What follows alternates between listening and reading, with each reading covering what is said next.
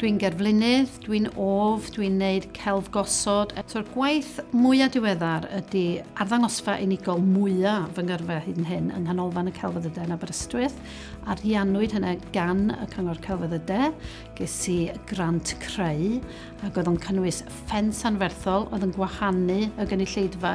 Mae'r syniad am yr cerfluniau ardrawiad wedi dod pam nes i bron gael trawiad yn hun a nes i bron gael damwain car a oedd y mab i gyda fi yn y car. Am y 5 mlynedd diwetha dwi wedi bod yn mapio ac yn tynnu lluniau ac yn ailgreu nhw mewn i gerfluniau. Felly dwi'n cynnig y ffordd dwi'n gweld y byd allan yn ei bobl eraill neu i wneud iddyn nhw sylwi pethau gwahanol am y byd. So rhaid ni beidio meddwl am celf fel ponc arall. Mae'n gorau bod yn ganolig i addysg ac i fywyd bob dydd.